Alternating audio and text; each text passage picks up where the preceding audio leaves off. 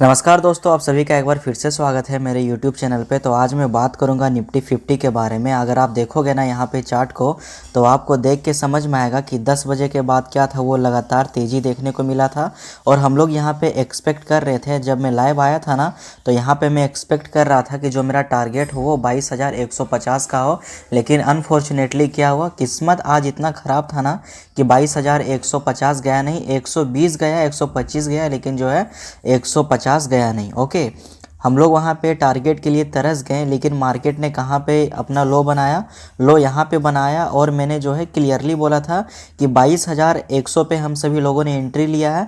22,050 अगर आएगा ना, तो हम लोग क्या करेंगे, यहाँ पे एग्जिट मार देंगे। और यहाँ पे वैसा हुआ भी, यहाँ से जो है वो रिवर्सल देखने को मिल रहा था और मुझे लग रहा था कि मार्केट जो है वो ऊपर चला जाएगा। लेकिन कहते हैं ना कि 5 दिन में ना, 5 दिन में आप 3 दिन सही रहोगे, 2 दिन गलत हो जाओगे। तो एडवांस में अगर किसी ने एंट्री मारा तो उसका लॉस हुआ होगा, और जिसने एंट्री नहीं मारा उसका लॉस नहीं हुआ होगा। और मैंने ये लेवल बताया था कि 22,050 अगर हमारा 12 से 1 बजे के बीच में होल्ड करेगा ना, तभी हम लोग एंट्री लेंगे। लेकिन क्या हुआ, ये देखो 12 बजे मार्केट कहाँ पे है, ऑलमोस्ट 22,050 पे है। 1 बजे हमारा मार्केट कहाँ है, 22,040 पे है, 22,030 पे है। तो यहीं पे मामला जो है ना डाउनफॉल में गड़बड़ा गया, ठीक है। और यहाँ पे अगर आप देखोगे तो सिंपली मार्केट एक साइडवेज की तरफ, मतलब कि रुक, अब अगर आप देखोगे ना, तो एफआईआईज का इतना सेलिंग चल रहा है ना मार्केट में कि यूएस का मार्केट जो है वो सही कर रहा है, लेकिन हमारा इंडियन मार्केट जो है वो लगातार मतलब कि डाउन। आप सोचो, ये अभी एक पैरेलल मोड में, अगर आप देखोगे ना तो ये एक पैरेलल मोड में है। लेकिन जिस दिन अगर डीआईएसबी यहाँ पे सेलिंग अपना कंटिन्यू रखेंगे ना, अगर डीआईएसबी पैसा निकालना स्टार्ट कर देंगे तो गिरना तय है। ओके, अब मैं वीडियो को ज़्यादा लंबा नहीं करूँगा। अब मैं बात करूँगा कि जब मंडे को मार्केट ओपन होगा ना 13 मई को, तो हम लोग किस प्रकार से ट्रेड करेंगे। तो वही सिंपल सा फंडा है, पुट ऑप्शन की तरफ जाना चाहूँगा। पुट ऑप्शन में कब एंट्री लेंगे, तो यहाँ पे आप लोग अच्छे से देखना, जब तक 21,900 के नीचे हमारा निफ्टी नहीं जाएगा ना, तब तक आपको यहाँ पे एंट्री नहीं लेना है। हर हाल में एंट्री जो है वो आपको अवॉइड करना है।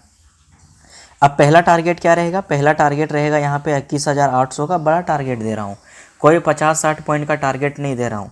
21,800 का पहला टारगेट रहेगा। दूसरा टारगेट यहाँ पे क्या रहेगा, दूसरा टारगेट यहाँ पे रहेगा 21,750 का।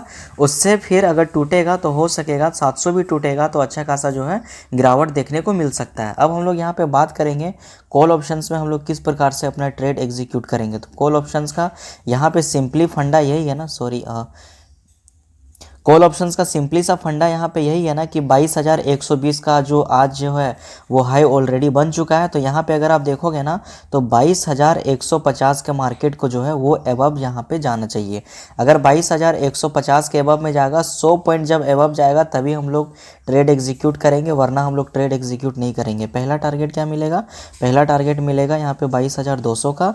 और जो दूसरा टारगेट रहेगा, दूसरा टारगेट मिलेगा यहाँ पे 22,250 का। और उम्मीद यही है कि जब मार्केट एक दिन 300, 350, 250, 280 पॉइंट नीचे जा सकता है, तो वोलेटिलिटी भी ज़्यादा होने के कारण जो है वो 22,250 भी क्रॉस कर सकता है यहाँ पे एग्जैक्टली।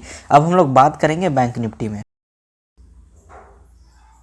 तो यहाँ पे अगर आप देखोगे ना बैंक निफ्टी में, तो मैंने जो एक्सपेक्ट किया था, मैंने लाइव में आके क्लियरली बोला था कि मार्केट जो है हमारा 47,800 क्रॉस करेगा, तो 47,900 मिलेगा। लेकिन 30-40 पॉइंट के कारण 47,900 का यहाँ पे टारगेट नहीं मिल पाया होगा।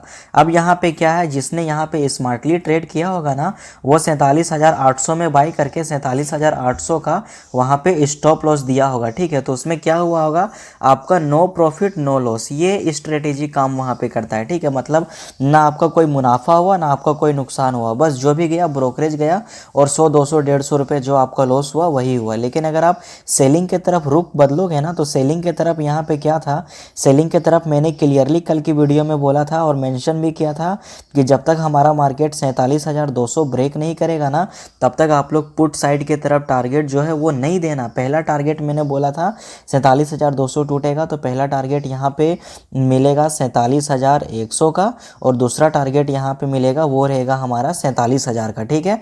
तो ये दोनों लेवल्स आपको अच्छे से समझ में आ गया होगा। और यही होती है कि चीज़ें जो फॉलो अप नहीं होती है ना, तो फिर आपको सिंपली जो है वो ट्रेडिंग जो है वो अवॉइड करना पड़ता है। यहाँ पे आप अपना मर्जी चला के जो है वो ट्रेड नहीं ले सकते हो, नहीं तो फिर नुकसान आपको ही यहाँ पे सहना पड़ेगा, ठीक है। कोई और नुकसान नहीं करेगा, पैसे आपके रहेंगे, पैसे यहाँ पे आपके डूबेंगे। तो 13 तारीख को यहाँ पे हम लोग देख लेंगे कि 13 तारीख को किस प्रकार से हम लोगों को ट्रेड एग्जीक्यूट करना है। सिंपली है, आपको यहाँ पे ध्यान देना है, एक स्ट्रेटेजी पे चलना है। अगर वो काम नहीं देगा तो उस दिन ट्रेड जो है इग्नोर करना है, ट्रेड लेना ही नहीं है, ठीक है। नहीं तो फिर मैं यही कहता हूँ, बार बार ये चीज़ें मैं बता के कहता हूँ कि ट्रेड हम लोगों को लेना ही नहीं है अगर इस लेवल्स पे काम नहीं करेगा। अब सिंपली आप लोग यहाँ पे अच्छे से देखो, मैं शुरुआत सेलिंग के रुख की तरफ से ही करूँगा, क्योंकि मार्केट में क्या है ना कि जब जब इलेक्शन, आप समझो यही महीने का टाइम हम सभी लोगों के पास बचा हुआ है, ठीक है। और 20 दिन के बाद क्या होगा, 20 दिन के बाद इलेक्शन का रिजल्ट आ जाएगा। और एक दिन पहले आप रिस्क लेना, 1000 रुपये का रिस्क लेना, ज़्यादा नहीं, 500 रुपये का कॉल, 500 रुपये का पुट, दोनों में जो भागेगा वन साइड मार्केट को भागने देना है।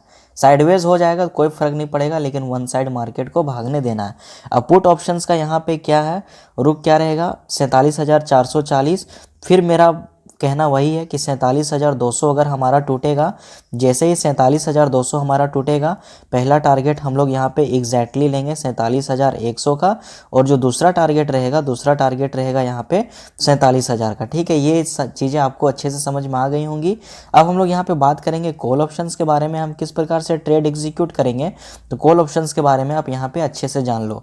47,800 का आज हाई बना था, फिर हम लोग उसी लेवल पे यहाँ पे लेके चलेंगे, 47,800 पे बाई करके चलेंगे। और पहला टारगेट हम सभी लोगों का ये रहेगा, पहला टारगेट रहेगा 47,900 का, और दूसरा टारगेट यहाँ पे 48,000 का ले से चल सकते हैं। हम लोगों को ज़्यादा यहाँ पे लालच नहीं करना है, लालच के कारण ही जो है अच्छा खासा नुकसान यहाँ पे देखने को मिलता है, ठीक है। अभी मेरे केस में क्या हुआ, पॉलीकैब का शेयर था, पॉलीकैब का शेयर मतलब मैं वही चीज़ कहता हूँ ना, पॉलीकैब का शेयर था, मैंने बाई किया, मैंने सेल किया, प्रॉफिट बनाया। लेकिन आज क्या हुआ, आज जो है आज ही स्टॉक्स वो 7% भाग गया। तो इस हिसाब से अगर मैं होल्ड करता तो मुझे 20 से 25% का यहाँ पे 25% का यहाँ पे जो है अच्छा खासा प्रॉफिट जनरेट मिल सकता था, ओके। तो सिंपली जो है यहाँ पे आप अवॉइड करना और अच्छे से इसे नोटिस करना और देख के करना, ठीक है। मिलता हूँ फिर नेक्स्ट, तब तक के लिए थैंक यू सो मच।